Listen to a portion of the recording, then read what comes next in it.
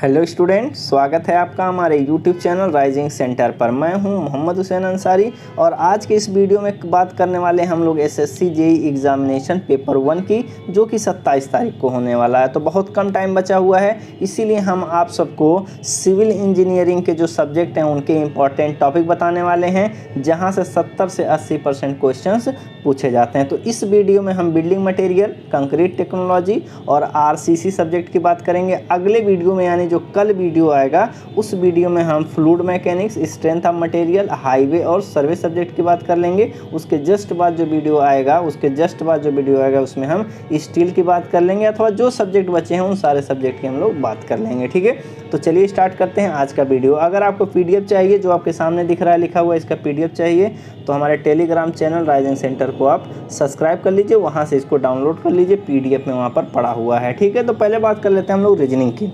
अगर आप रीजनिंग में गेन करना चाहते हैं 45 प्लस मार्क्स, तो आप 10 सेट ले लीजिए एसएससी जेईई के प्रीवियस ईयर के पेपर।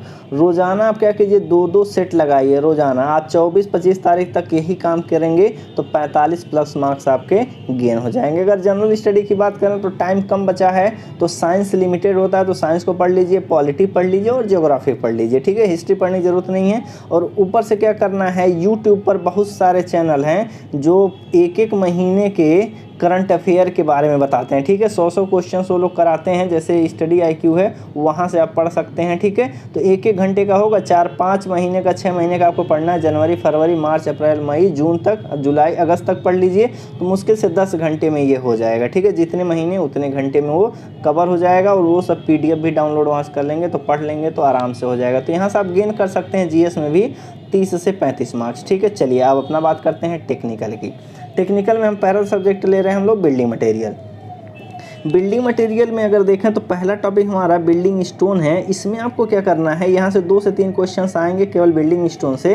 क्या क्वेश्चन पूछा जाएगा, टाइप्स ऑफ रॉक के बारे में। ठीक है ना, टाइप्स ऑफ रॉक देखेंगे ना, तो इग्नियस में 3 प्रकार के होते हैं, सेडिमेंट्री में 3 प्रकार के होते हैं, मेटामॉर्फिक जो होता है एक ही प्रकार का होता है। अब क्या करना है, इनका डिफिनेशन आपको पता होना चाहिए। और इसमें जितने रॉक होते हैं मैक्सिमम से मैक्सिमम जितना आपके पास आपके कॉपी में होगा उनके नाम आप क्या करेंगे, याद करेंगे। ठीक है, दूसरा टॉपिक देखिए टेस्ट फॉर स्टोन। जितना इसमें टेस्ट किया जाता है उस टेस्ट का नाम याद रखना है, और उस टेस्ट में क्या निकाला जाता है स्टोन का वो आपको याद रखना है। ठीक है, तीसरे पर आते हैं property of good building stone. एक अच्छा बिल्डिंग स्टोन होगा तो उसकी क्या क्या प्रॉपर्टी होगी, जैसे कंप्रेसिव स्ट्रेंथ कितने से कम नहीं होना चाहिए, पानी कितने से ज़्यादा ये नहीं सोखना चाहिए। ठीक है, ये आप कर लेंगे। उसके बाद अगर आपके पास नोट्स हो तो आप याद कर सकते हैं यूज ऑफ बिल्डिंग स्टोन। ठीक है, कहाँ कहाँ पर स्टोन कौन सा यूज किया जाता है। लेकिन इस टॉपिक को अगर जितना हम लिखें इतना पढ़ लेंगे तो 2 से 3 मार्क्स यहाँ से गेन कर लेंगे। जितने क्वेश्चन आएंगे इतने में से हो जाएंगे। चलिए अब सीमेंट की बात कर लेते हैं।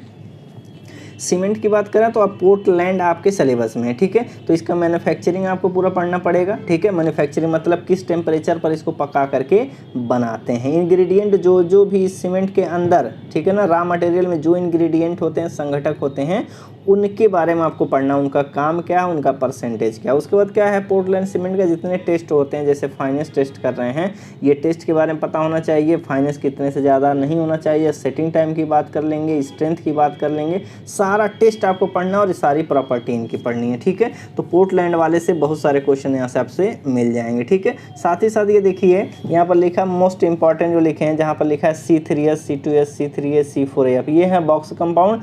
इनका आपको रेट ऑफ रिएक्शन देखना है, और साथ ही साथ क्या है, कौन पहले रिएक्ट करता है वो भी आपको देखना है, और हीट ऑफ हाइड्रेशन यहाँ से कौन कितना कितना निकालता है वो आपको याद रखना पड़ेगा। तो ये बहुत ज़्यादा इंपॉर्टेंट होने वाला है बॉक्स कंपाउंड। दूसरे नंबर पर देखिए special types of cement. Special type of cement में सबसे बढ़ गया है कलर्ड सीमेंट। ठीक है, कलर्ड सीमेंट में वाइट सीमेंट के बारे में आपसे पूछा जा सकता है। ठीक है ना, और कलर्ड सीमेंट में देखिए जब आप कलरिंग देना होता है तो पिगमेंट का यूज करते हैं, रंगवर्णक का, उनके नाम याद करना और कौन सा कलर देते हैं वो आपको याद करना पड़ेगा। उसके बाद आगे देखिए जरा हाई एल्यूमिना सीमेंट के बारे में आपको थोड़ा पढ़ना है। स्लैग सीमेंट के बारे में पढ़ना है कि कहाँ यूज किया जाएगा, कैसे बनाया जाता है।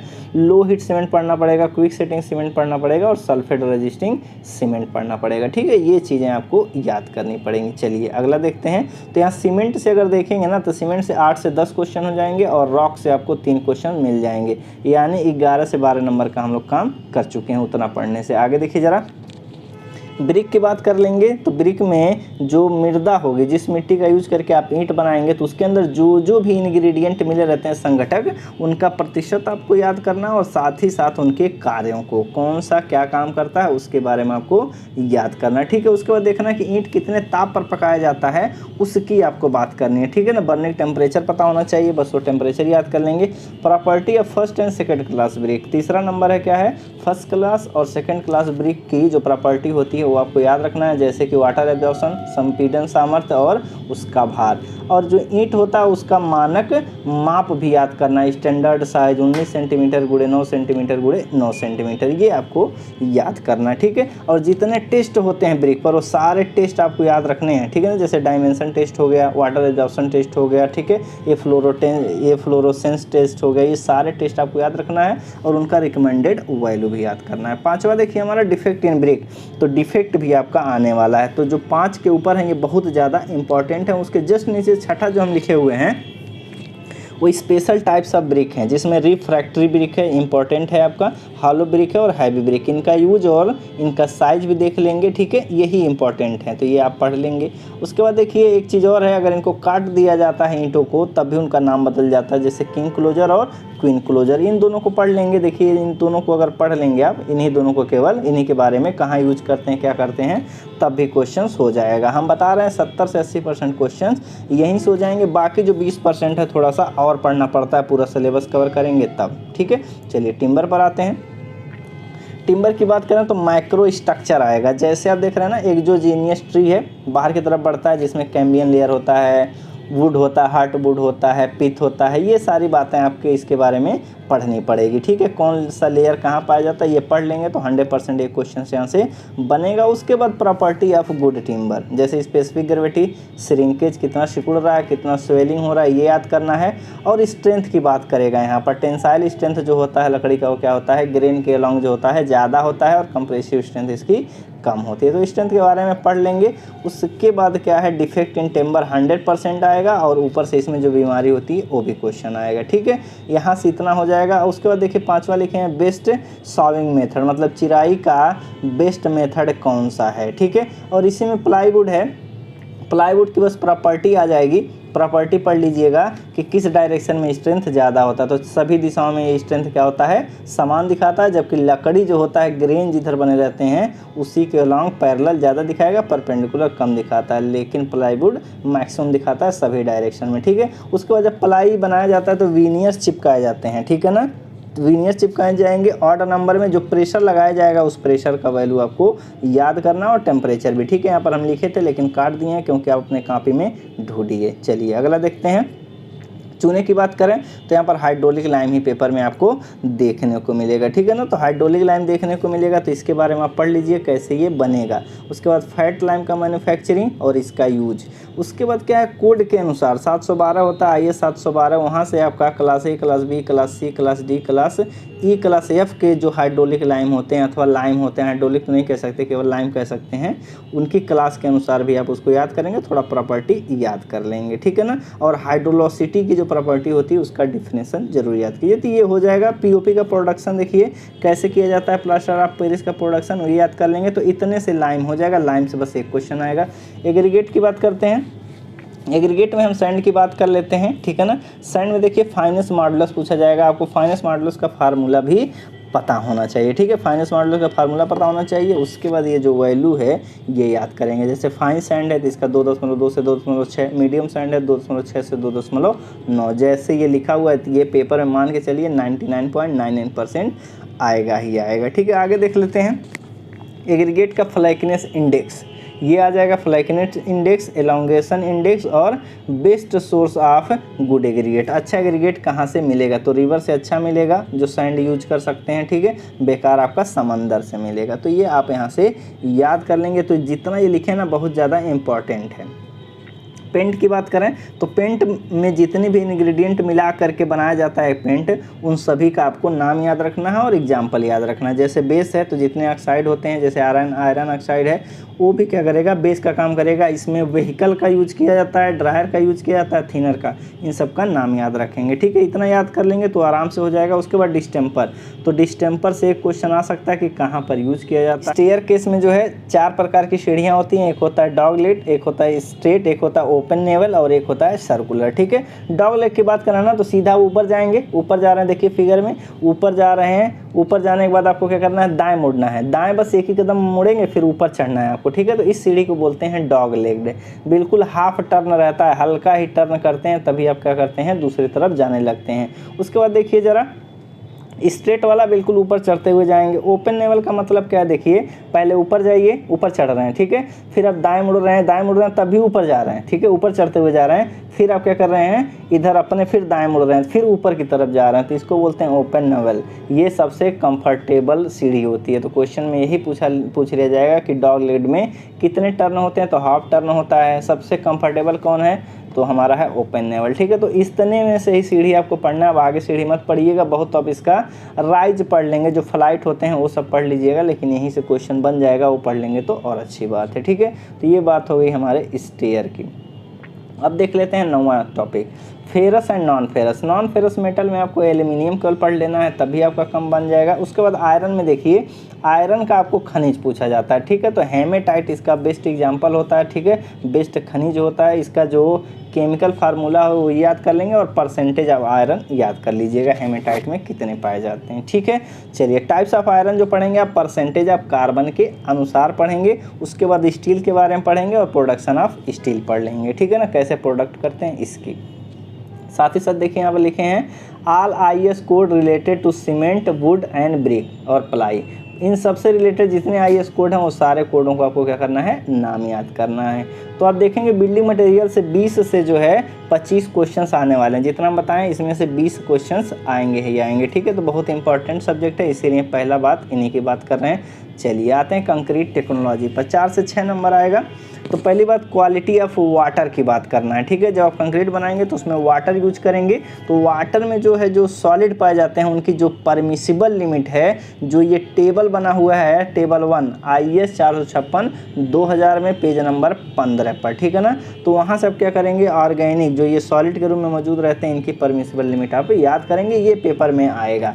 और जिस वाटर का यूज करके आप कंक्रीट बनाएंगे उसका pH 6 से कम नहीं होना चाहिए। तो वाटर के बारे में आपको पता होना चाहिए। ठीक है, तो पहला पॉइंट तो ये यहाँ से एक क्वेश्चन आ जाएगा। उसके बाद देखिए प्रॉपर्टी ऑफ सीमेंट कंक्रीट। तो कंक्रीट जो होगा वो 2 स्टेट में होगा। जैसे तुरंत बनाएंगे तो वो क्या होगा, गीला रहेगा, जिसको बोलते हैं प्लास्टिक स्टेट। जब इसमें ये फुल्ली सेट हो जाएगा, मतलब एकदम फाइनल सेटिंग हो जाएगा, तो फिर क्या होगा, ये हार्डेंड स्टेट में आ जाएगा। तो दोनों स्टेट में इसकी जितनी प्रॉपर्टी होती है वो प्रॉपर्टी आपको पढ़ना है। ठीक है, जैसे प्लास्टिक स्टेट में है तो वर्केबिलिटी के बारे में पढ़ना है, इसके फैक्टर ऑफ एक्टिंग को पढ़ना है, और साथ ही साथ जितने टेस्ट होते हैं जैसे स्लम्प टेस्ट है और कंपैक्शन फैक्टर टेस्ट है, इन टेस्ट को बढ़िया से पढ़ लेना है। जो इंस्ट्रूमेंट यूज करते हैं उनके बारे में पढ़ लेना, उनका साइज देख लेना और स्लम्प वैल्यू देख लेना है, उसके अनुसार वर्केबिलिटी को डिफाइन कर देना है। ठीक है, तो ये बहुत जरूरी है। उसके बाद आप पढ़ लेंगे सेग्रीगेशन, ब्लीडिंग और सेटिंग टाइम टेस्ट पढ़ लेंगे। ठीक है, सेटिंग टाइम टेस्ट आप पढ़ लेंगे। उसके बाद क्या है, देखिए हार्डेंड स्टेट में क्या दिखाएगा, मैच्योरिटी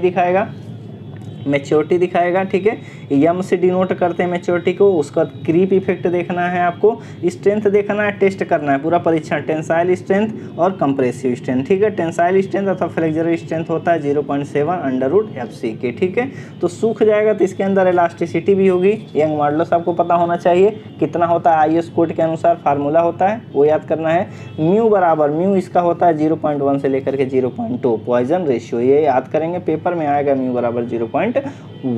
ठीक है, तो ये तो कंक्रीट की बात हो गई। तो आपको सारा टेस्ट करना है। देखिए जो सेटिंग करते हैं, सेटिंग किया जाता है, सेटिंग टेस्ट जब किया जाता है ना कंक्रीट का, तो उसमें जो ब्लॉक बनाया जाता है सेटिंग टाइम का, वो एक कोड होता है 4301, उसी के अनुसार जो टेस्ट ब्लॉक बनाया जाता है, इसी कोड का यूज करके बनाया जाता है। ठीक है, आगे देखिए जरा, प्रोडक्शन ऑफ कंक्रीट पढ़ना पड़ेगा। बैचिंग हैंड से करेंगे और मशीन से करेंगे तो क्या डिफरेंस होगा। ठीक है, हैंड में लाभ होगा अथवा मशीन से हानि होगा, किस में सीमेंट ज़्यादा लगेगा, किस में सीमेंट कम लगेगा, ये वैल्यू चीज़ें आप देख लेंगे। ठीक है, उसके बाद देखिए most important target mean strength, numerical यहाँ से आ जाएगा। AFCK है कैरेक्टरिस्टिक कंप्रेसिव स्ट्रेंथ, जैसे कि M अगर 25 लिखा है, M 25 लिखा है, ग्रेडिंग जो है 25 हुआ है तो FCK मतलब 25 होता है। तो यहाँ से टारगेट मीन स्ट्रेंथ आप निकालेंगे, फार्मूला ये है। उसके बाद देखिए ग्रेडिंग आपको पढ़नी है M20, M25, M15, इनका प्रोपोर्शनिंग देख लीजिएगा। ठीक है, ये आपको याद करना है। साथ ही साथ देखिए मिनिमम ग्रेड ऑफ कंक्रीट आपको याद रखना है कि कोस्टल एरिया में यूज जब करेंगे और समतल एरिया में, जब RCC का केस हो और PCC का केस हो, ये आपको याद रखना है। आगे देखिए न्यूनतम सीमेंट की मात्रा। ठीक है, देखिए यहाँ पर लिखा हुआ है न्यूनतम सीमेंट की मात्रा, इसका मतलब समझिए 1 मीटर क्यूब कंक्रीट बनाने के लिए IS कोड के अनुसार कितने सीमेंट की मात्रा आपको यूज करनी पड़ेगी, कितना लगता है वो आपको याद करना पड़ेगा IS कोड से। ठीक है, तथा साथ ही साथ इसमें कितना लीटर पानी लगेगा अथवा वाटर सीमेंट रेशियो, ये आपको याद करना पड़ेगा। तो यहाँ से बहुत इंपॉर्टेंट है ये भी। चलिए अगला देखते हैं हम लोग क्यूरिंग। क्यूरिंग की बात कर लेंगे तो तराई की बात कर रहे हैं तो आपको मेथड याद होना चाहिए, सब बस नाम पढ़ लीजिएगा और उसमें वाला वाष्प तराई करते हैं तो क्या लाभ है क्या हानि है, ये वाला पढ़ लेंगे आप। ठीक है ना, उसके बाद कंपैक्शन करेंगे, इंपॉर्टेंट नहीं है।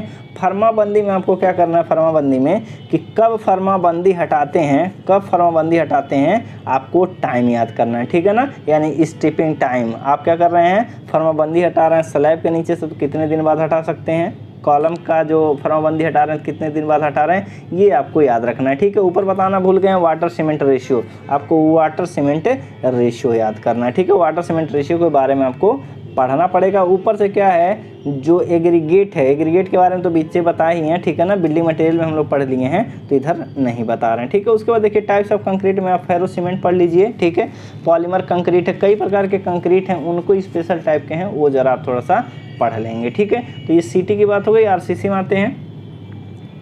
ठीक है ना, RCC में आ गए, आपको क्या करना, RCC में कोड फॉर लोड, जितने प्रकार के लोड हैं उनके कोड के बारे में बात करना और लोड कम्बिनेशन के लिए भी कोड का आपको नाम याद रखना है। ठीक है, और कौन सा लोड किसके साथ कंबाइन होगा वो भी आपको याद रखना है, ये काम आपको कर लेना। उसके बाद देखिए फैक्टर ऑफ सेफ्टी की बात कर लेंगे हम लोग। WSM में फैक्टर ऑफ सेफ्टी कहेगा और जब पार्शियल फैक्टर ऑफ सेफ्टी कहेगा तो समझ जाएंगे LSM की बात कर रहा है। ठीक है, क्वेश्चन में कहेगा partial factor of safety for concrete is, concrete के लिए कितना होगा, तो पार्शियल कहेगा तो समझ जाएंगे ये LSM की बात कर रहा है तो वहाँ पर 1.5 हो जाएगा। अगर केवल फैक्टर ऑफ सेफ्टी कहेगा तो समझ जाएंगे WSM है तो वहाँ पर 3 हो जाएगा। ठीक है, तो थोड़ा सा ध्यान से आप काम करेंगे।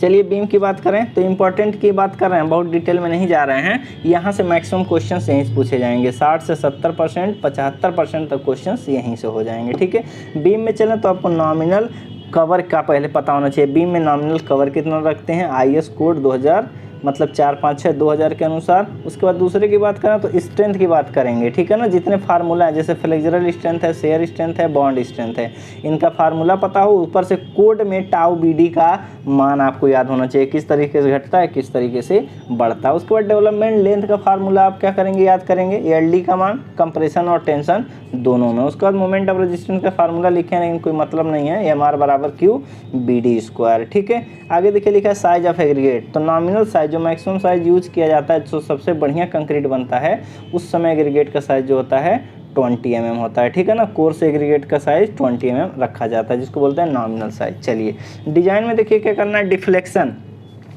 डिफ्लेक्शन वाला देखिए L/D का रेशियो आपको याद रखना है बीम और स्लैब के लिए, यहाँ से क्वेश्चन ये आएगा ही आएगा। ठीक है, तो L/D का रेशियो याद कर लेंगे बीम और स्लैब के लिए जब डिफ्लेक्शन में वो सेफ होता है, वहाँ से याद कर लेंगे। उसके बाद देखिए चेक करना है under reinforce section, over reinforce section, balance section. ठीक है ना, कब होगा, XA और XU में क्या करेंगे, कंपेयर करा के आप पता लगा सकते हैं कि सेक्शन अंडर है कि ओवर है। तो टाइप्स ऑफ सेक्शन आपको याद करना है। ठीक है, तो minimum and maximum percentage of steel, इस बीम में कितना परसेंटेज ऑफ स्टील आपको डालना है, मैक्सिमम और मिनिमम, उनकी वैल्यू आपको याद होनी चाहिए। तीसरा देखिए चेक फॉर शियर, आपको शियर में चेक करना है कि शियर में है कि नहीं। अगर शियर में है तो आप क्या करेंगे, शियर रेनफोर्समेंट डालेंगे। और जब शियर रेनफोर्समेंट डालेंगे तो आप क्या करेंगे, उनका जो स्पेसिंग है वो आपको निकालना पड़ेगा। ठीक है, वर्टिकल टाई के रूप में दे सकते हैं अथवा बेंटा बार कर सकते हैं। तो दोनों के केस में स्पेसिंग और डायमीटर आपको याद करना पड़ेगा। ठीक है, तो उसके बारे में आप पढ़ेंगे। टी बी में जितना रिकमेंडेशन है, डिजाइन मत जाइएगा, ठीक है ना। रिकमेंडेड वैल्यू जितनी है, जैसे इफेक्टिव विड्थ है, ये इफेक्टिव लेंथ है, वो सारे के सारे आपको क्या करना है, पढ़ने हैं। तो 3-4 टॉपिक है वो आप वहाँ से पढ़ लेंगे। कॉलम में आएंगे तो पहले यहाँ पर आते ही हम लोग क्या करेंगे, नॉमिनल कवर इसका देख लेंगे कितना होता है। ठीक, और साथ ही साथ डायमीटर ऑफ बार, मेन बार का और ट्रांसवर्स बार का। उसके बाद परसेंटेज ऑफ रेनफोर्समेंट, मेन बार के लिए कितना परसेंटेज होना चाहिए, और स्पाइरल के लिए कह सकते हैं अथवा लैटरल टाई के लिए। ठीक है, स्पेसिंग आप जरूर देखेंगे जब ये ट्रांसवर्स रेनफोर्समेंट प्रोवाइड किया जाएगा, लैटरल टाई के रूप में भी और स्पाइरल में, ये जरूर आप देखेंगे। ठीक, चलिए आगे देखेंगे कॉलम फुटिंग। कॉलम जब फुटिंग में आएंगे तो यहाँ पर भी नॉमिनल कवर की बात कर लेंगे। और यहाँ पर पूछा जाएगा क्रिटिकल सेक्शन, क्रिटिकल सेक्शन कहाँ पर पाया जाएगा। ठीक है, तो कई जगह पर क्रिटिकल सेक्शन बनते हैं जब उसका डिजाइन करते हैं फुटिंग का, तो वहाँ पर आप ध्यान दीजिएगा, जरूर पेपर में आएगा। अगला देखते हैं रिक्वायर्ड एरिया ऑफ प्लान। तो जब फुटिंग का आपको प्लान का एरिया चाहिए तो क्या होता है, जो कॉलम के ऊपर लोड आ रहा था P प्लस ये डेड लोड ऑफ फुटिंग लिया जाता है, कितना 10% of applied load at column. तो 0.1 P लिखना चाहिए था, 1 यहाँ से गायब हो गया। Divided by safe bearing capacity of soil, divide करेंगे तो वहाँ से प्लान एरिया आ जाएगा। उसके बाद देखिए स्लैब है, तो इसका भी नॉमिनल कवर आपको याद रखना है। ठीक है, और साइड कवर भी आप वहाँ पर ध्यान रखेंगे। साथ ही साथ क्या, परसेंटेज ऑफ रेनफोर्समेंट मिनिमम और मैक्सिमम। ठीक है ना, किसके लिए, मेन बार के लिए भी प्लस साथ ही साथ डिस्ट्रीब्यूशन बार के लिए भी, ये आप काम कर लेंगे।